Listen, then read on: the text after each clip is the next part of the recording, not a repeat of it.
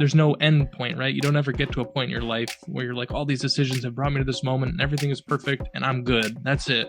I've done it. I'm the perfect person. No, you're constantly evolving and changing, and the way you make decisions is changing. And for me, that's everything. If your mind was like a forest, there's already some trails that are already there. And if there was a tree in the trail, maybe there's a way to create a new pathway. First time you walk down it, there's trees and branches, but every time you walk down that path, the path becomes more and more defined.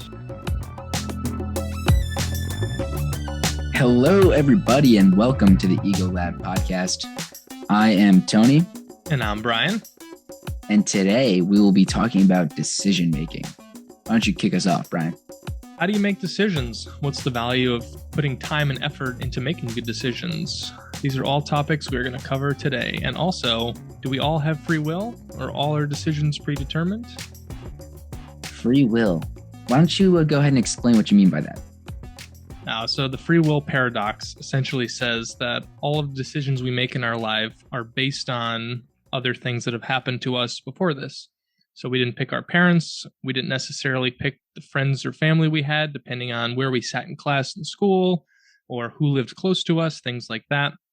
So when we start to think about why we make decisions, a lot of that is motivated by things that we didn't have control of. So the question becomes, do we really have the ability to make choices, or are all our choices based on life experiences lived before this moment? So you're saying to me, Brian, that I have not made decisions in my life, that all the decisions in my life were a consequence of the millions of different circumstances that I just happened to be born into, and that the interactions that I've had have all been predetermined by all the previous interactions that I've had and the way that my brain developed. I'm saying it's a little bit more nuanced than that. So, for instance, who would you say your best friend is? I would say my best friend is Joe from around the block. And how far does Joe live away from you? He lives approximately like 300 yards. Okay, so is it possible that your best friend would not be Joe if Joe lived in Nebraska? It's more than likely.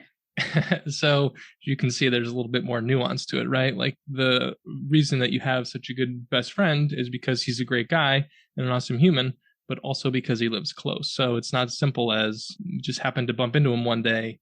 You lived next to him your whole life and had this opportunity because your parents made decisions to buy the same houses in the same neighborhood. Right. But if tomorrow I woke up and I decided my values have changed and I no longer want to be friends with Joe, is that also a consequence of my circumstances? It could be. What's motivated this values change? Perhaps the subconscious mind and all of the different circumstances from the many years before. Yeah, it's possible. I mean, I think we shouldn't get too caught up on whether it's a black or white thing here, but more that in life, when we make decisions, there are certain pieces that are out of our control, and there are certain beliefs and biases that come into play. And a lot of those are just preloaded on us, either genetic or environmental from before we could even talk or walk. I do think that's a really great point. There is a certain, at least portion of our life that really is, for the most part, completely out of our control. And from a very young age, everything is basically dependent on your parents. And you may even be like, we don't really know for sure, but you may be just like completely programmed by your parents, which really does eliminate a lot of your free will from a very young age. And the consequences of that are that you kind of grow into a life that you did not really choose for yourself. And whether or not that has a lasting effect on your free will and the decisions that you make for the rest of your life is in question. But that's something to be aware of.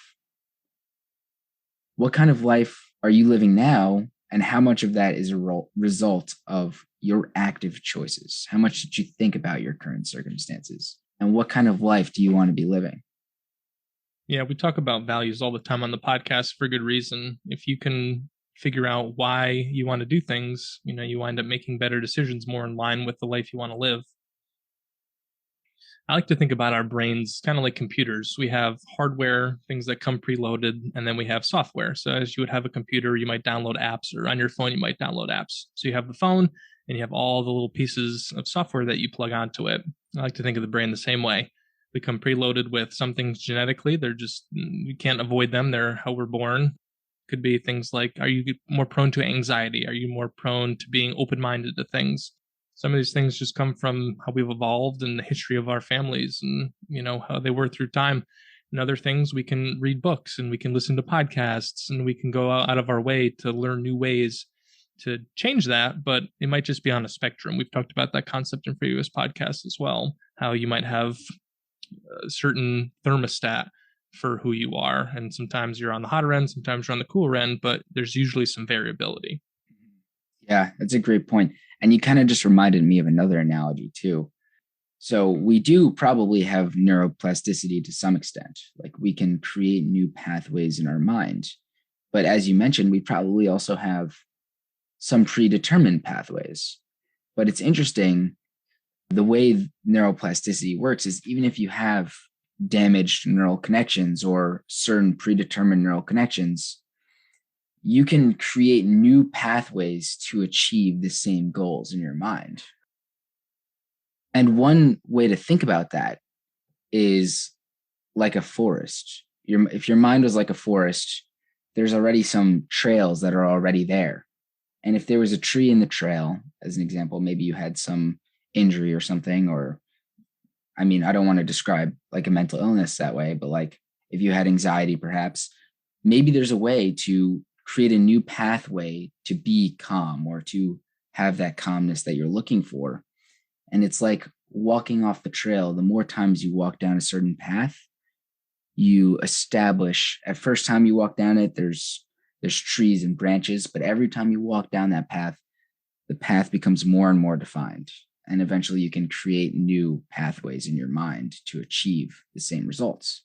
So that's kind of why there's a range to how we can move the needle in our mind. Yeah, there's two things that immediately pop into my head. One is the idea of, we've talked before about saying I have anxiety versus there's anxiety present. That's the easiest way to transform that path that I've experienced. Rather than identifying as somebody who has anxiety, I just say when there's anxiety present, there's anxiety present, but it doesn't define me. So it's a quick and easy way to start pounding down a new path that is a little bit easier to navigate rather than associating with that. And the other one is I just had this experience where I just went through chemotherapy and that like wrecked my brain. I keep saying it felt like someone took an eraser to some of the pathways in my brain, little things I couldn't remember, like the refrigerator. I couldn't think of that word sometimes, simple things like that, all the way to just trying to, remember like one sentence to the next. And it's gotten better, but it's certainly like there are these things that happen in our lives that change the way we think and change the way that we interact with the world. Part of being a human is just evolving as you go through life. That's 100% true, Brian. That really reminds me of a place where I was a couple of years back. And I was interacting with a lot of people, and some of the people in my life that I was really close to had anxiety. And I was just kind of wondering, is there a way out of this? I didn't know if it was possible to get past anxiety on your own. And then fate, or whatever you call it, I ran into you and I talked to you about your experiences with anxiety. And I was just wondering if you wanted to share a little bit about your past and how you kind of moved past that so that other people know that it's possible, because I didn't. Yeah. So in my experience, I still feel as if I'm a little bit predetermined and I'm just really the type of person who overthinks things and likes to, I would say I use worry as a tool almost to feel secure. So when there's things that are uncertain, my go to behavior is trying to create resolutions ahead of time. So imagining all the ways that things could work out, good and bad. As time has gone on, I've tried to be more open just to the experience that you can't say exactly everything that's going to happen in your life. You can't think about all that ahead of time. So part of it is just my brain wanting to cope with the world and wanting to have answers ahead of time and trying to get a little bit more open minded to the idea that we can't know everything ahead of time and you just have to experience it and not everything is going to be good. And that's okay. They become learning experiences, you can't control everything. And I think for me, in my experience, that's what has allowed me to kind of alleviate that piece of anxiety with me, is just being willing to be open to the idea that you have to experience life and you can't control everything. Just tying that back into decision making. First of all, thank you for sharing that. Second, I think a lot of times we feel a need to control things, and that increases the number of decisions that we need to make in a day. And we already are making tens of thousands of decisions every day, small or big. And if you're prone to feel the need to control things in your life, that just increases the amount of decisions, which is draining. There's such thing as decision fatigue. And so you realizing that you couldn't control things literally just gave you more energy because you didn't have to worry about those extra decisions that were just completely out of your control. Yeah, it can be difficult. I think part of the decision making process is identifying what you want to be putting your attention on and deciding, is this something, we've talked about that visual that has, like, you put everything in the inner circle, that everything you can control, and then you write everything on the outside circle of everything you can't control, and it helps you see pretty black and white at that point. Okay, well, here are the things I should be worrying about. Here are the things I shouldn't. Yeah, if you just want to kind of explain that exercise a little more for the listeners so that they can, pull out a piece of paper and actually try it. Sure. You draw one circle in the middle of the paper, and then you draw a bigger circle around that. Kind of looks like a mini bullseye. And then in the middle of the page, in that smaller circle, you write all the things you can control. And then might be, your attitude to things that happen. Might be maybe like what time you go to bed, what you feed your body, whether or not you exercise, your values. Yeah. So, and that's all goes what you can control. And then in the outer circle is everything you can't control. So if you've been worrying about things happening down the street from you, or if you're watching a tree branch above your house, worrying about it falling, you can maybe say, I can either call somebody. That's something that's on my mind all the time. I can call somebody to cut it down, or I can accept that it's above my house and I just have to accept whatever happens. Right. And this concept is kind of called locus of control. And the goal is to focus 100% of your energy only on things that you can control. And everything else that you can't control should be out of mind, out of sight. I mean, of course, you need to consider like possibilities to some extent and try and be proactive. But the closer you can get to that, focusing only on what you can control, the better. Yeah, there's a fantastic story that I always come back to. It's the story of the farmer. So, story goes, a horse ran away from this farmer, and all the neighbors came around and said, "Oh, that's such terrible luck! I can't believe you lost your horse."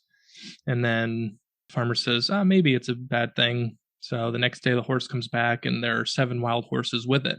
And all the neighbors come back and say, "Wow, how lucky is that your horse came back and brought all these things?" And the farmer says, "Maybe." The next day, the son is trying to ride one of the wild horses. Farmer's son breaks his leg. Everyone comes around and says, "Oh, maybe that's so terrible." And the farmer says, "Maybe." The next day, the army comes around recruiting, and the son can't get recruited because he's got a broken leg. And all the neighbors come back around and say, "Oh, that's great that your son has a broken leg. Now he doesn't have to go to the army." And again, the farmer says, "Maybe." So for me, I'm always reminded of the story when I think about the decisions I make and the consequences of life and what happens to me. I just went through this cancer. I've been through major depression, and I think about all these things, and it would be so easy to just be like, these are the worst things that could happen. But I've learned so much and I've grown so much through them. And it's, at this point, I try to say when things come up, that might seem bad at the onset or good at the onset, I'm just going to be consistent here, trying to stay level, and we'll see what happens. Hopefully it's good. Maybe it's not, maybe it's bad, but just going to take it as life. Yeah, there's good and bad.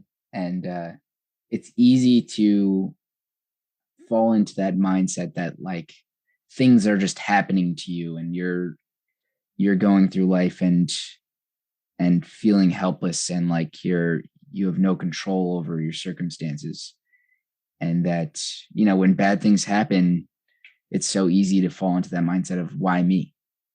But this story kind of reflects how being more stoic about it and just accepting that there will be good and bad and you can only control how you respond to those things can really shift your perspective. Yeah. What do you think about trying to make the right decision? Well, what immediately comes to my mind is that there's always an opportunity cost. So whenever you choose something, you're giving up something else. You just need to be aware of the trade offs that you're making. And really, there's so little that we know about what our possibilities are and what options we have that you can never really make the right decision. There's no perfect decision. But we just have to do the best that we can and make the choices that feel right to us, and really just prioritize doing the things that we want to do, because we have a finite time on this planet and we can't do everything. So we just need to be aware of those trade-offs and really consider what we want to do. Yeah, that part of that makes me think of this quote by Andrew Stanton, who works at Pixar, and they talk about having to make decisions all the time. And his quote is, "In a battle, if you're faced with two hills and you're unsure which one to attack, the right course of action is to hurry up and choose. If you find out it's the wrong hill, turn around and attack the other one. The only unacceptable course of action is running between the hills." I always think about, how much of life could be better if we just move in a direction. So many people, through the years I've talked to are just always like, should I do this? Should I do that? Myself, I've been plagued with that. But a lot of times, just taking action will help you get where you need to be. And there's so much fear of action sometimes, because when you see two mountains and you're in between them, it's so easy to be overwhelmed. There's two tremendous things in front of you, and that's daunting. So just relating to people out there who just are unsure and they're feeling overwhelmed by like all the possibilities, and that goes not even to mention all the other challenges in life. It's difficult, but you just got to take that first step and move in a direction. And now, if you think about it, you have more information. You know more about how to make the better decision. Yeah, there's a tremendous visual I've seen, which is two ladders side by side, and one ladder has 10 rungs, and the other one has 100 rungs. It could be a 100-foot tall ladder. It's going to be much easier to climb the 100-foot ladder, that journey that feels overwhelming, if there's a step every foot, versus if there's a step every 10 feet. You can't reach that next one. It just feels too far out of the way. So when you think about making decisions or taking action on starting a journey, start with the smallest possible step. If I want to run a marathon, how do I get out of the house and run around the block? Start with that smallest attainable goal and just keep working on those small pieces. Mm-hmm. The secret of getting ahead is getting started. The secret of getting started is breaking your complex, overwhelming tasks into small, manageable tasks and starting on the first one. That's Mark Twain. There you go. Yeah, so that is probably one of the best quotes to summarize productivity and just even decision making. Creating frictionless, easy decisions for yourself that move you in the right direction is the best way to make decisions.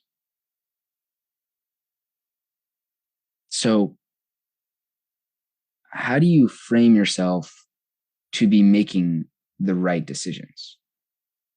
How do you know that you're even in a place that the decisions available to you are good ones or even okay ones?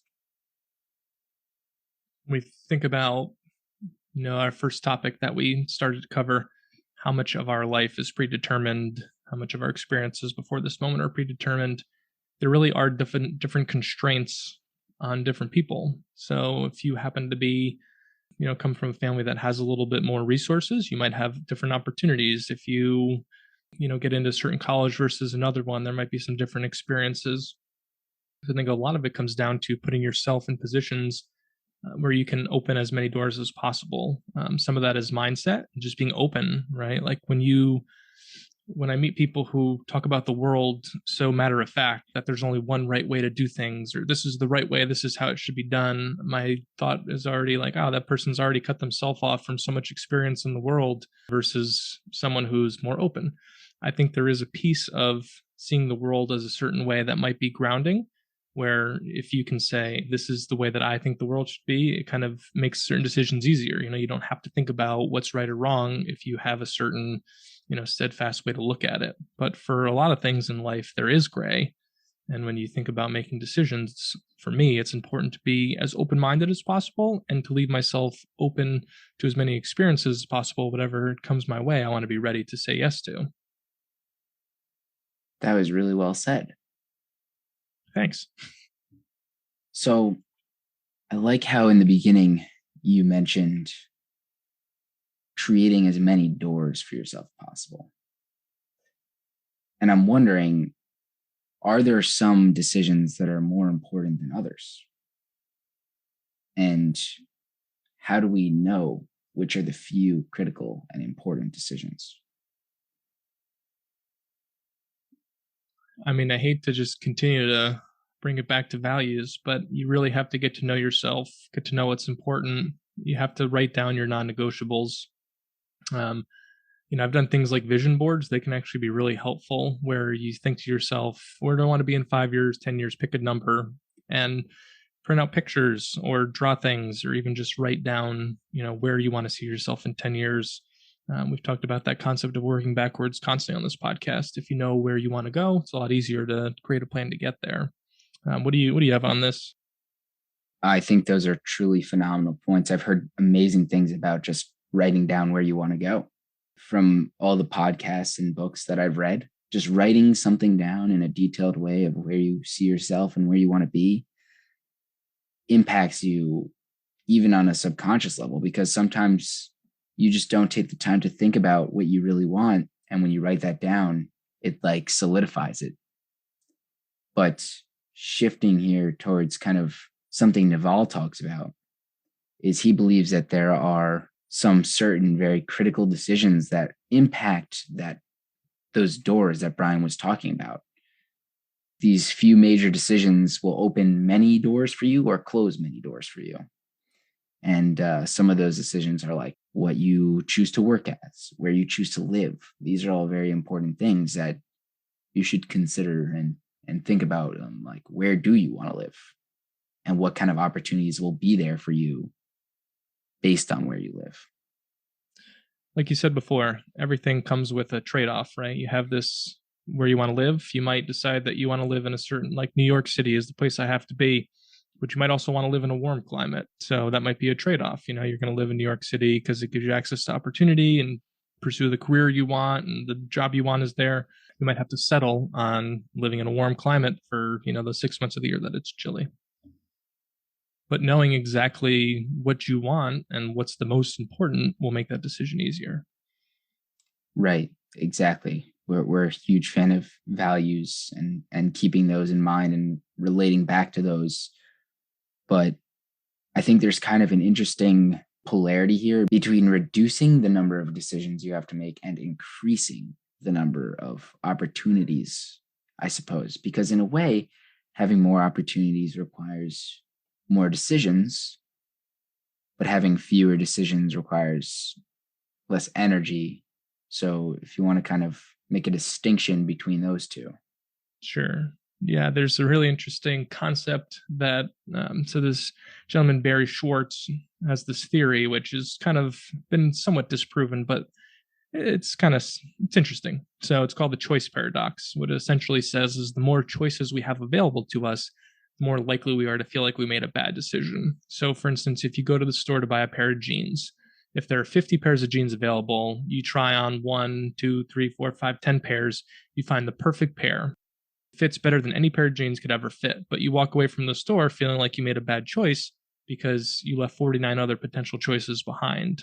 If there's only 3 pairs of jeans, you might wind up with something that doesn't fit as well as when you had 50 choices, but you're more apt to walk out of there feeling like you made a positive choice because you're only leaving 2 choices on the table. Right. But when we think about opportunities and decisions, the difference here is that you're not necessarily saying, I want to look at 50 opportunities a day. What you might want to consider doing, rather, is saying, I'm open to any experiences that come my way, and I'll make a decision as they come. So rather than pursuing 50 different things at a time, you're just not closing your mind off to whatever opportunities might come across your plate. Exactly. I think that's a very important distinction to make, because it can seem kind of counterintuitive to want to have more opportunity when you want to be making less decisions. So thank you for making that distinction there. Yeah, I guess it's more of a mindset, right? So when we have this mindset that I'm going to pick my three things that I'm going to focus on and I'm going to feel good about that. But if other things come into my world, I'm ready and open for those. So now that you bring up mindset, you're making me think. Right. So it's great. We know that there's an opportunity cost in decisions. We know that in order to make decision making easier, we need to reduce the number of decisions that we are making and focus on what we can control. What are other frameworks that we can use to be a more effective decision maker? I think just optimizing things in general. We've talked about using tools such as Google Calendar. We've talked about using tools such as optimizing your environment, putting your sneakers out, the night before so that when you wake up in the morning, you want to go for a run. So the tools of optimizing your environment, the tools of writing your goals down. You might have a group of people that you trust. So pick 5 people, and when you have a major decision, you might want to run it by them. Not necessarily I'm going to do whatever they tell me, but just having people in your life that you can count on that'll provide honest feedback. Because a lot of making decisions, biases come into play all the time, right? What we think we know about the world isn't always true. We're always learning and growing. So having people around you that won't just pat you on the back and say you're doing awesome, but having people around you who will be brutally honest with you, even if it hurts your feelings, that's a huge tool for decision making. Yeah, that's pretty much the line that I'm on here. I completely agree with you.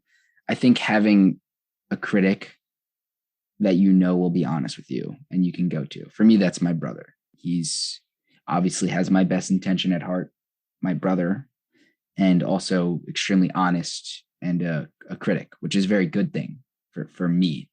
If I need to make any big decisions, I know that that decision will be tested to every degree. So finding a person that you can rely on and go to like that is a great thing to have. However, when talking about tools for decision making, I think sometimes it's actually better to know what not to do than it is to know what to do. So I think we should talk about some of the barriers that come along with decision making and some of the very common barriers. Any thoughts on that, Brian? So when you talk about barriers to making good decisions, it takes me right to biases. There's an endless list of biases that people in the world of psychology study.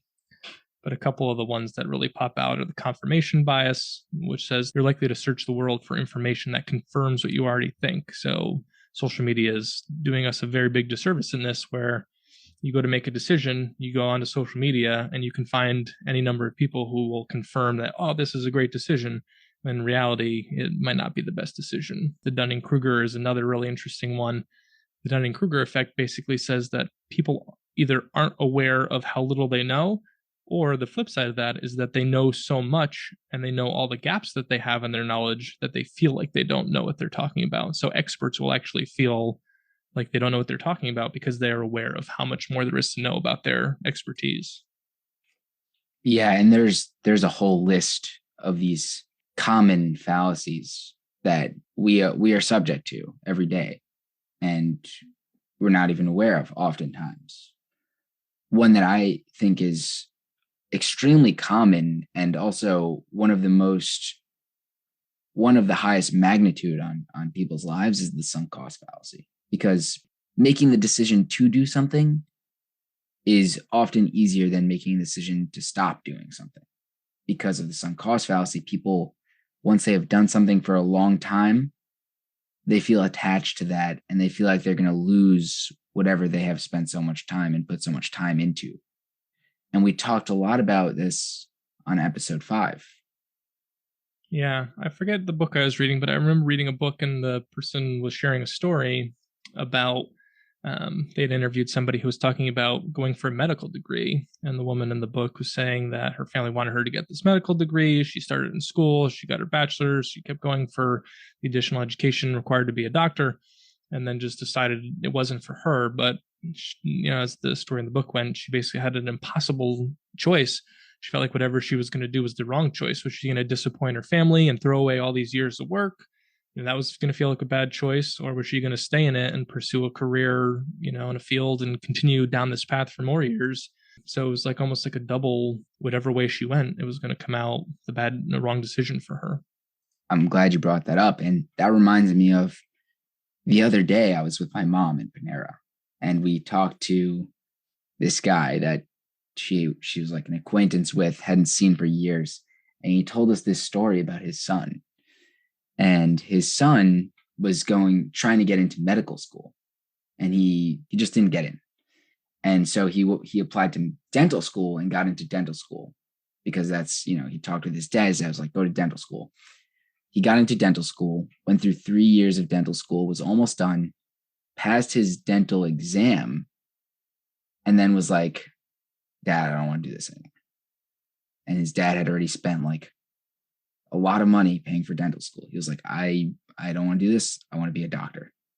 Obviously, his dad was pissed off, just spent like probably over $100,000 on dental school after he didn't get into medical school. But his son was like, no, I don't want to be a dentist. Don't want to do this for the rest of my life. And that's a perfect example of someone who didn't follow the sunk cost fallacy. And this is a good story because it ends up working out. He gets out of dental school, applies to medical school. Somehow he gets in, happy ever after, becomes a doctor.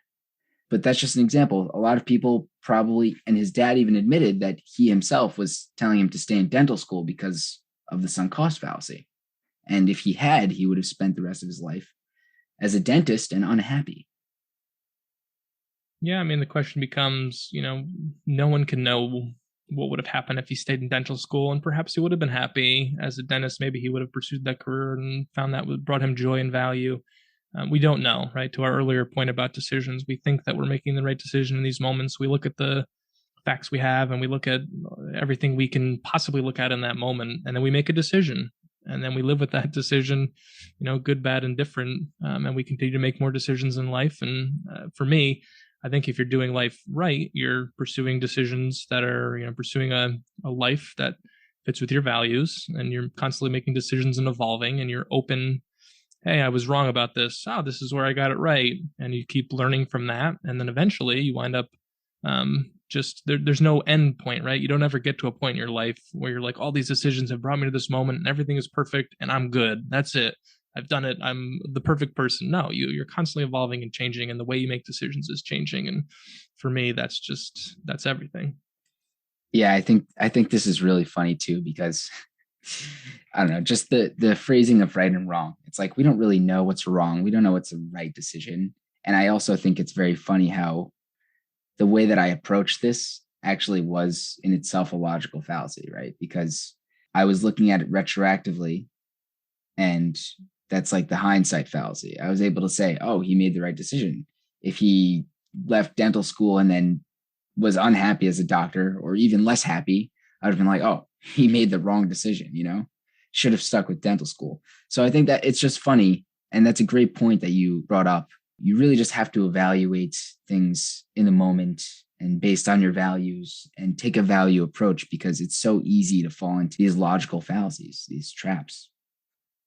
Yeah, I mean, good for him. I'm glad it all worked out, and it sounds like that was the right decision. But my point is, let's not get, it's so easy to get caught up confirming our beliefs that what we've done is the right decision, when a lot of life is just fluid. Fluid, baby. Yeah. That's right. You gotta live in the gray sometimes. It's not always black and white. All right, my friend, do you have any last minute tips or advice for our listeners? Yes. So if you want to arm yourself against bad decisions, go ahead in the show notes below or on the egolab.us website, and we will be linking to a list of logical fallacies that you can go ahead and read through and understand. And I'm sure if you're reflective a little bit, you'll notice that you probably are a victim of some of these. So that's just one really great way to become a better decision maker. 2, focus on those big decisions and steer the ship. So there's a couple big decisions that will make a larger impact in the rest of your life. And then 3, reduce the number of decisions and focus on your locus of control. So those are some of the main points that we covered today. Did I miss anything, Brian?